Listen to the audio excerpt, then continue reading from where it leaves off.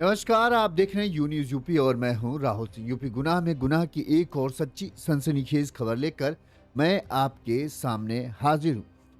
UP के हरदोई जिले में एक ऐसा दिल दहला देने वाले हत्याकांड की वारदात घटी है जिसने पूरे जिले को हिला कर रख दिया। सोचिए, सीएम योगी यूपी में अपनी जनसभाओं में किस तरह से बड़े बड़े दावे करते हैं कि यूपी में अपराधियों के रहने के लिए कोई जगह नहीं, या तो वो यूपी छोड़ दें या फिर यमराज के पास जाने की तैयारी कर ले।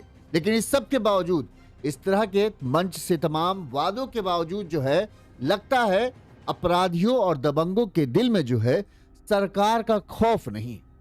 हरदोई में जो हुआ उसने सीएम योगी के दावों पर बड़ा सवाल खड़ा कर दिया है।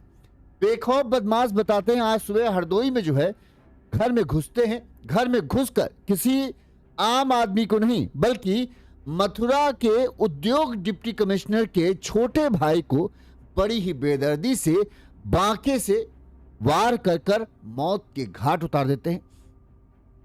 इस पूरी वारदात को अंजाम देने के बाद हत्यारे वहां से फरार हो जाते हैं और खून से लथपथ भाई तड़प रहा था। जैसे ही उसके चीखने चिल्लाने की आवाज घर के मां जो रहती है उसे मिलती है, वो देखती है तो उनके बेटे का जो कहें पूरा पेट फाड़ा गया था। वो तुरंत चीखती चिल्लाती है, लोगों की भीड़ लग जाती। ये पूरी घटना जो है बताते हैं शनिवार की सुबह यानी आज सुबह करीब 5 से 6 बजे के बीच में हुई।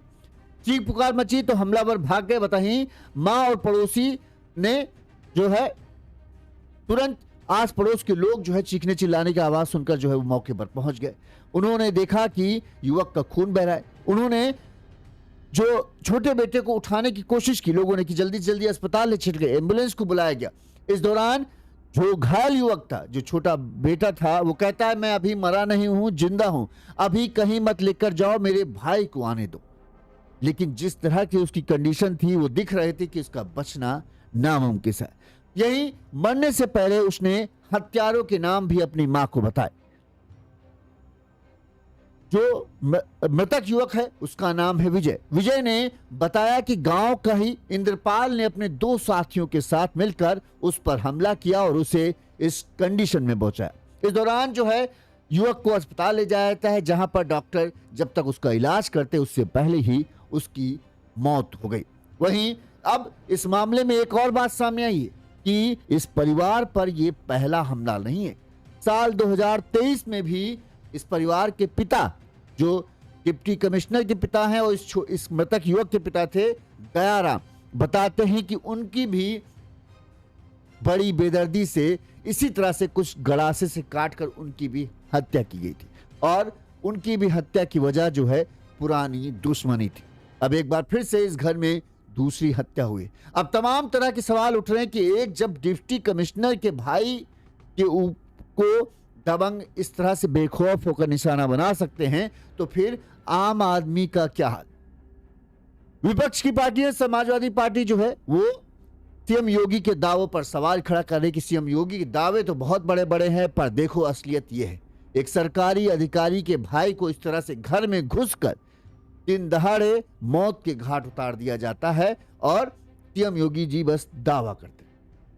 बहरहाल पुलिस इस पूरे मामले की जांच में जुटी है। जिनके ऊपर शक जताया गया है, जिन 3 लोगों पर मृतक ने आखिरी समय में जिनका नाम लिया था, बताया जाता है उनमें से 1 को गिरफ्तार कर लिया है, वहीं 2 की तलाश जारी है। इसके साथ ही पुलिस सीसीटीवी फुटेज खंगाल रही है और आसपास के लोगों से पूछताछ कर पूरे मामले का जल्द से जल्द खुलासा करने का दावा कर रही है। पुलिस ने क्या कहा, पहले हम आपको वो सुना देते हैं, फिर पूरा घटनाक्रम अभी क्या हुआ वो आपको बताएंगे। इनके पिता की हत्या, जो डिप्टी कमिश्नर के पिता की हत्या किस तरह से की गई वो बताएंगे और साथ में वो दुश्मनी की वजह भी बताएंगे जिसके चलते ये खूनी खेल एक बार फिर से कहें 2023 में हुआ और अब फिर से इस हत्याकांड की वारदात को अंजाम दिया गया। तो हम वो दोनों चीज बताएंगे। सबसे पहले पुलिस ने इस मामले में क्या कहा वो सुनिए। आज सुबह थाना पाली पर यह सूचना प्राप्त हुई कि विजय नाम के व्यक्ति ने, जो मलरा मऊ के रहने वाले हैं, उनको धारदार हथियार से चोट लगी है। इस सूचना पर तत्काल पुलिस उनको अस्पताल ले गई और तारीख प्राप्त कर अभियोग पंजीकृत किया गया। उचित उपचार के लिए जिला अस्पताल भेजा गया, जहां पर विजय की मृत्यु हो गई। पुलिस द्वारा अभियुक्त जो नेम्ड किए गए हैं उनमें एक को हिरासत में लेकर पूछताछ की जा रही है। घटना की विस्तृत जांच की जा रही है। फॉरेंसिक टीम द्वारा भी घटना का विजिट किया गया है और साक्ष्य इकट्ठा किए गए हैं। तो पुलिस अब पूरे मामले की जांच में चल रही। एक संदिग्ध जिसके ऊपर आरोप लगाया गया मरते समय विजय ने जिसका नाम बताया था, 3 नामों में से एक नाम वाले शख्स को तो गिरफ्तार कर लिया गया, वहीं 2 अभी भी फरार चले। पुलिस की टीम उनकी तलाश में जुटी हुई है। अब हम आपको पूरा घटनाक्रम विस्तार से बताते हैं कि आखिर शनिवार की सुबह क्या हुआ, कैसे हुआ और इस हत्याकांड या इसकी जो रंजिश के चलते इस हत्या को अंजाम दिया गया है वो कहां से शुरू होती है उसके बारे में बता दें। आपको बता दें कि डिप्टी कमिश्नर रामेंद्र कुमार, जो मृतक युवक है जिसका नाम है विजय, उसके भाई का नाम है रामेंद्र कुमार। ये डिप्टी कमिश्नर है और ये मथुरा में उद्योग डिप्टी कमिश्नर है। ठीक है, पिछले 10 साल से ये मथुरा में पोस्टेड है। वहीं हरदोई जिला जो है यूपी का हरदोई जिला, यहां पर पाली थाना क्षेत्र के मड़ुरा मऊ गांव है, ये इनका पैतृक गांव है रामेंद्र कुमार का। इस गांव में रामेंद्र कुमार की 78 साल की मां गोमती, उनका छोटा भाई 35 साल का विजय प्रताप और पिता रहते थे। पिता की मौत हो चुकी है और जो बताते हैं विजय प्रताप, उसकी शादी नहीं हुई है और विजय जो है वो कहें पैरों से विकलांग यानी दिव्यांग है। 3 साल पहले डिप्टी कमिश्नर रामेंद्र कुमार के पिता दयाराम की बड़ी बेदर्दी से इस गांव में ही हत्या हुई थी। इस पूरे हत्याकांड जो विजय की हत्या हुई, इसके मामले में मां गोमती ने बताया कि शनिवार सुबह 6:30 बजे शोर सुनकर जब वो उठकर आंगन की तरफ आई तो उन्होंने देखा कि उनका छोटा बेटा विजय खून से लथपथ जमीन पे पड़ा है। उसका पूरा पेट चीरा हुआ है और उसकी आंतें जो है बाहर निकली हुए हैं और किसी तरह से वो अपने पेट को दबाए हुए जमीन पर लेटा है। पैरों से विकलांग था, दिव्यांग था तो उठ के भाग तो सकता नहीं था, किसी तरह से बोले था। इसी दौरान मां की जब इस तरह के अपने बेटे की हालत देखी तो उनकी चीख निकल गई। जैसे ही चीख लोगों ने सुनी, आस पड़ोस के लोग जो हैं वो सब घर की तरफ दौड़ते भागे पहुंचे और जो भी आंगन में आता वो विजय की यह हालत देखकर दंग रह जाता। उसकी आंखें झटके में कहें इस भयावह दृश्य को देखकर पूरे आंगन में खून खून फैला था और उसे देखकर आंखें बंद हो जाती। वहीं बेटे इंद्रपाल ने, चूंकि जब वो इस कंडीशन में था, उसकी सांसें चल रही थी, वो होश में था, उसने पहले यही कहा। जब लोग उसे उठाने लगे तो उसने कहा, मैं अभी मरा नहीं हूं, जिंदा हूं, अभी कहीं मत लेकर जाओ, मेरे भाई को आने दो। लेकिन घर वालों ने समझाया नहीं भाई चलो अस्पताल लेके चलते हैं।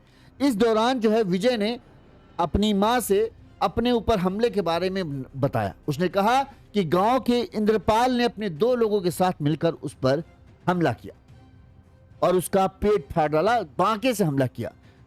ये देखकर जो बताते हैं जैसे ही लोग पहुंचे, लोगों ने तुरंत ही किसी तरह से एम्बुलेंस के माध्यम से या गाड़ी के माध्यम से जो है विजय को नजदीकी अस्पताल ले गए। यहां पर जैसे ही डॉक्टरों ने उसकी हालत देखी वो इतनी भयानक थी कि उनके बस की बात नहीं थी। उन्होंने तुरंत ही उसे मेडिकल कॉलेज के लिए रेफर कर दिया। इस दौरान जैसे ही मेडिकल कॉलेज ले जाया गया जहां पर उसका इलाज चल ही रहा था और करीब 2 घंटे के इलाज के बाद ही विजय ने, क्योंकि खून ज्यादा बह गया था, दम तोड़ दिया। विजय की मौत हो गई। वहीं इस हत्याकांड की खबर जैसे ही पूरे जिले में फैली, हड़कंप मच गया कि एक डिप्टी कमिश्नर के भाई की घर में घुसकर हत्या कर दी गई। तो तमाम बड़े अधिकारियों के कान खड़े हो गए। सूचना मिलते ही पुलिस भी मौके पर पहुंच गई। पुलिस ने शव को कब्जे में लिया और पोस्टमार्टम के लिए भेजा। वहीं जो मृतक युवक की मां थी गोमती, उनसे पूरे बयान और घटना के बारे में जानकारी। मां गोमती ने बयान दर्ज कराया, FIR दर्ज कराई, उसमें इंद्रपाल और उसके 2 साथियों के नाम दर्ज कराए। जिसके बाद जो है पुलिस पूरे मामले की जांच पड़ताल में जुट गई है। पुलिस का कहना है कि उन्होंने एक आरोपी को गिरफ्तार कर लिया है, बाकी 2 की तलाश जारी है। वहीं पुलिस आसपास के लगे CCTV कैमरों और अड़ोस पड़ोस में रहने वाले लोगों से भी पूरी जानकारी इकट्ठा कर। अब ये तो विजय प्रताप की हत्या की बात है। अब हम आते हैं कि विजय प्रताप 3 साल पहले, साल 2023 में विजय और जो डिप्टी कमिश्नर रामेंद्र कुमार के पिता हैं दयाराम, उनकी किस तरह से हत्या की गई थी। तो रामेंद्र कुमार के पिता के दयाराम की हत्या की 2 कहानियां हमें पता चली। पहली कहानी है कि साल 2023 में जो है डिप्टी कमिश्नर रामेंद्र कुमार के पिता दयाराम घर से खेत जा रहे थे। तभी बताते हैं कि गांव में 2 पक्षों के बीच झगड़ा चल रहा था। दयाराम ने बताते हैं बीच बचाव करने की कोशिश की तो दबंगों ने उन पर हमला कर दिया और वो गंभीर रूप से घायल हो गए। इसके बाद उन्हें हरदोई मेडिकल कॉलेज से लखनऊ ले जाते समय पहले हरदोई मेडिकल कॉलेज ले जाया गया, जहां पर उन्हें लगा कि नहीं यहाँ बेहतर इलाज नहीं हो सकता है, लखनऊ रेफर किया गया।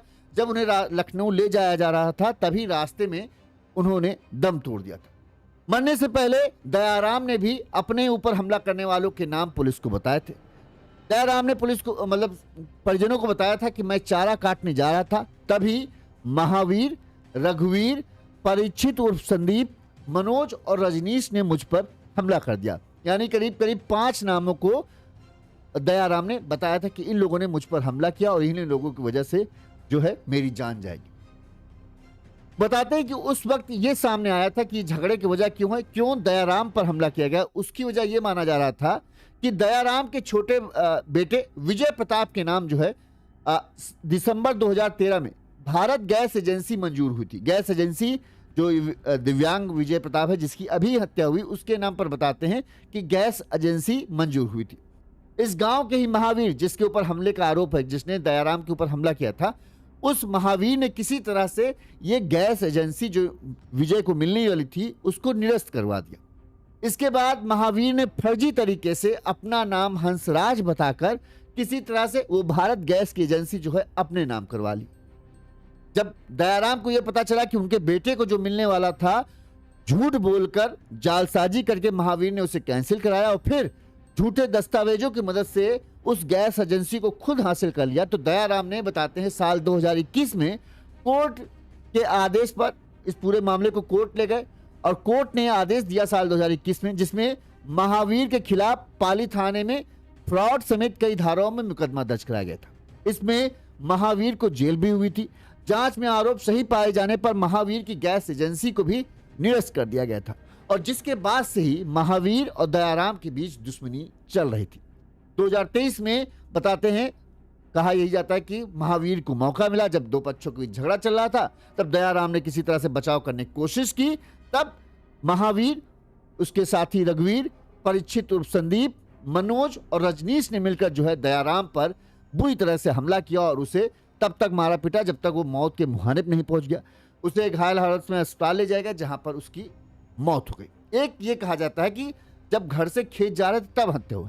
दूसरी कहानी यह है कि विजय के नाम पर जो है एजेंसी मिली थी, विजय एजेंसी जो है भारत गैस की एजेंसी आवंटित हो गई थी। गांव के रहने वाले महावीर की शिकायत पर जो है किसी तरह से उसने जो भी शिकायत लगाया, जो भी जुगाड़ लगाकर विजय की गैस एजेंसी को निरस्त करा दिया। इसके बाद अपना तिकड़म भिड़ाकर जो है अपने ही नाम पर वो गैस एजेंसी उसने ले ली, जिस पर विजय के पिता दयाराम ने कोर्ट की शरण ली और महावीर की एजेंसी निरस्त करा दी और यहां तक कि उसको जेल भी जाना पड़ा इसकी वजह से जो बताते हैं महावीर ने रंजिश रखने लगा था। जून 2023 में दयाराम को इसी रंजिश के चलते बताते हैं महावीर ने, और उसके जो नाम हमने आपको बताया रघुवीर, परीक्षित उर्फ संदीप, मनोज और रजनीश जो है, बताते हैं जिस तरह से विजय की हत्या की गई उसी तरह से दयाराम के घर में घुसकर मतलब घुसकर घसीट कर इन्हें बुरी तरीके से मारा पीटा था और इनको इतना मारा किया कि ये अस्पताल में इलाज के दौरान इनकी मौत हो गई। बताते हैं कि बांके से हाथ तक काट दिया था। परिजनों का दावा कि अब उसी तरह से सेम जिस तरह से पिता की हत्या दयाराम की गई थी उसी तरह से छोटे बेटे को भी मौत के घाट उतारा गया है। और कहा यही जा रहा कि उसी विवाद के चलते ही, उसी गैस एजेंसी के विवाद चलते ही विजय को भी निशाना बनाया है। विजय की मां गोमती ने पाली थाने में महावीर और समरपाल के खिलाफ और एक वो जो इंद्र कुमार का था, इन 3 के खिलाफ जो है मुकदमा दर्ज कराया है और पुलिस जो है अब इन 3 में से बता रही इंद्रपाल, हाँ 3 में से एक को गिरफ्तार किया। अब किसको गिरफ्तार किया अभी ये खुलासा नहीं किया है पुलिस ने कहा कि हम पूरे मामले की जांच पड़ताल कर रहे हैं और जैसे ही पूरे मामले का सच सामने आएगा हम खुलासा करेंगे। लेकिन ये जरूर दावा किया जल्द ही इस पूरे मामले का खुलासा कर दिया जाएगा, क्योंकि 2 के जो फरार चल रहे हैं उनकी दबिश के लिए टीमें लगी हुई हैं और जल्द ही उन्हें भी गिरफ्तार कर फिर उनसे पूरे मामले की पूछताछ की जाएगी। वहीं पुलिस घर के आसपास जो भी अगर सीसीटीवी कैमरे लगे उन सीसीटीवी फुटेज को भी खंगाल रही है कि हत्यारे क्या रात में ही घुसे या सुबह तड़के, जिस तरह से गोमती का कहना है करीब 5 से 5:30 6 बजा होगा, तब उन्होंने अपने बेटे के चीखने की आवाज़ सुनी। जब वो आई तब उन्हें आता हुआ देखकर जो है हमलावर वो भाग गए थे। तो पुलिस सीसीटीवी फुटेज के आधार पर यह चेक करने की कोशिश कर रही क्या हमलावर रात में ही आके घात लगा के बैठे थे या वो तड़के सुबह जो है घर में घुसते हैं और इस तरह से विजय की हत्या कर देते हैं। इस पूरी घटना का जब विजय खून से लथपथ जो था वो ज़मीन पर पड़ा था, उसका वीडियो भी सोशल मीडिया पर खूब वायरल हो रहा है। उस वीडियो को हम आपको नहीं दिखा सकते, लेकिन वीडियो इतना भयानक है कि विजय के पेट के अंदर की जो आंतें हैं बताते हैं वो बाहर निकल रही थी। वो किसी तरह से हाथ से ऐसे नहीं कहते समेट के रखा हुआ था कि बाहर ना आए। जब लोग उसे उठाने की कोशिश करते हैं तो विजय एक बार ये हिम्मत करके बोलता है कि नहीं, मैं भी जिंदा हूँ, मरा नहीं हूं, भाई को आने दो। इस दौरान जब लोग करने लगते कि नहीं ले चलना जरूरी है, तब वो पहले ये पूरी घटना के बारे में अपनी माँ को बताता है कि इंद्रपाल और जो दो और नाम है महावीर और एक और नाम है इसका है हाँ उन तीन के ऊपर महावीर और इंद्रपाल है, एक और युवक है, उन तीन के ऊपर जो है आरोप लगाया कि इन तीनों ने जो है हमला किया। इन तीनों ने सुबह सुबह जो है हम पर बांके से हमला किया और हमारे चूंकि विकलांग था तो भला तीन आदमियों को मुकाबला वो कैसे कर सकता।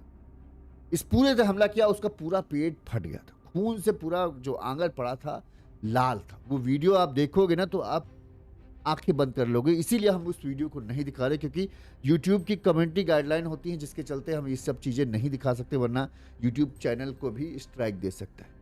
लिहाजा अब पुलिस का कहना है वो जल्द ही पूरे मामले की तफ्तीश करेगी और जो भी इस मामले में दोषी हैं उनके खिलाफ सख्त से सख्त कार्रवाई की जाएगी।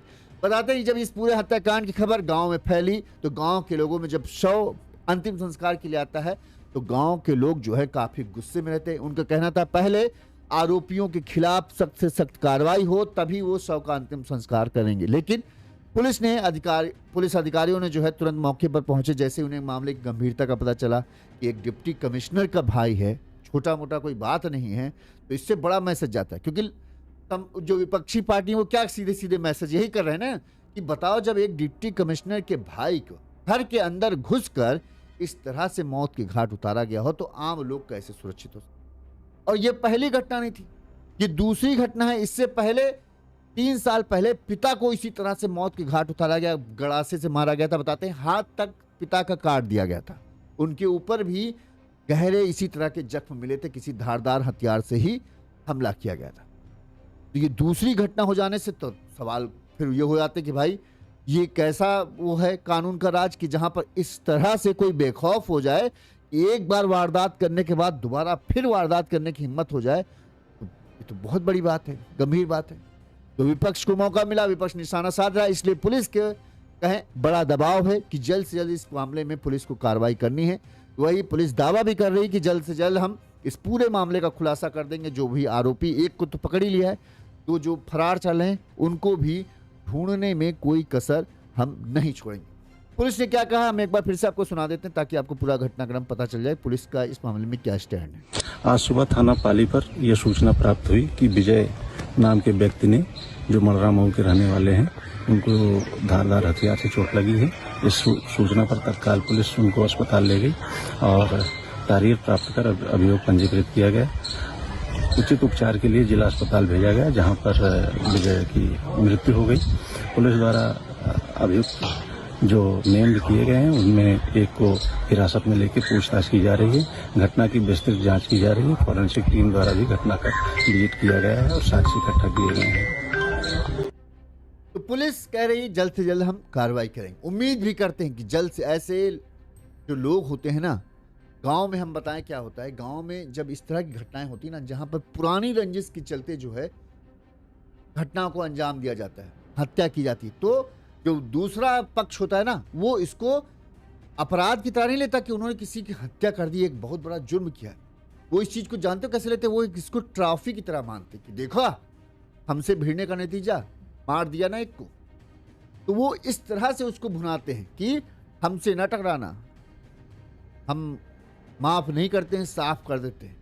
तो वो क्षेत्र में इससे दबदबा अपना बनाते हैं, दबंगाई दिखाते हैं कि कभी किसी और से अगर उनका झगड़ा हो तो वो 10 बार उनसे लड़ने से पहले सोचे, क्योंकि वो देख रहा होता है गांव का कि भाई यार ये इनसे अगर जो कोई भिड़ता है वो खत्म ही कर देते हैं। जैसा देखो दयाराम के परिवार के साथ हुआ, पहले पिता को मार डाला, अब बेटे को मार डाला, जबकि इनका बेटा खुद डिप्टी कमिश्नर है। तो सोचो इनका ये हाल कर रहे हैं तो आम आदमी के लिए क्या रहेगा।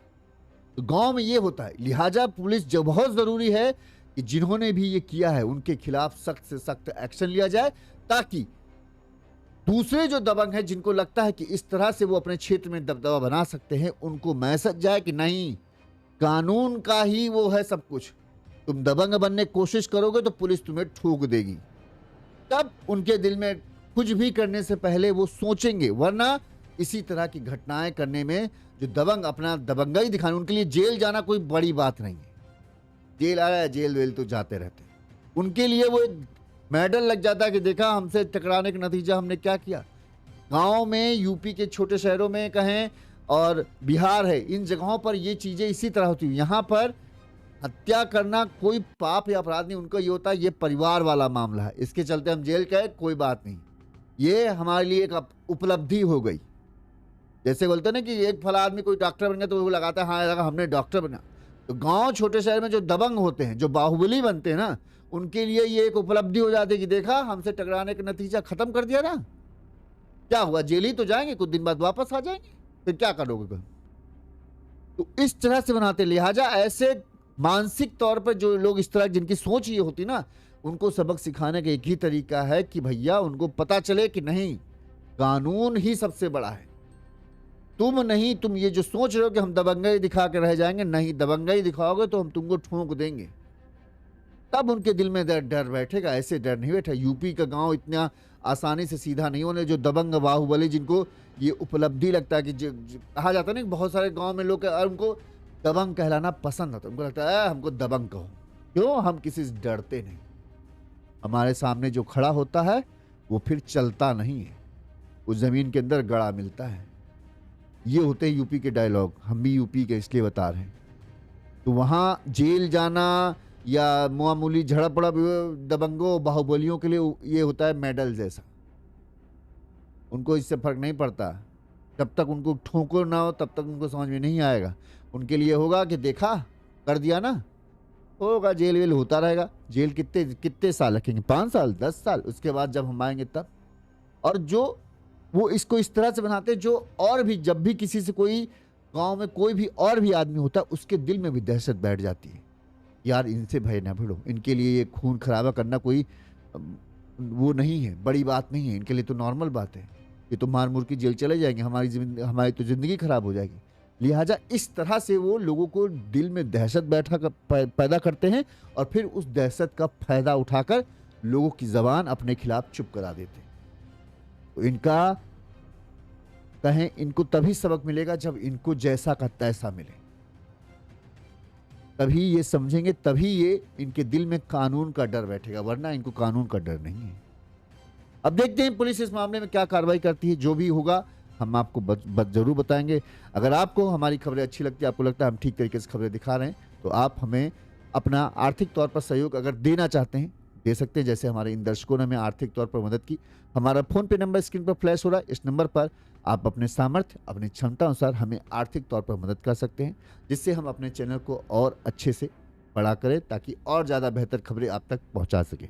देखते रहिए यूनिज़ यूपी। इस खबर की जो भी अपडेट आएगी हम आपको पहुँचाएंगे। चैनल को सब्सक्राइब जरूर कर लीजिएगा ताकि खबर की अपडेट मिल जाए। नमस्कार।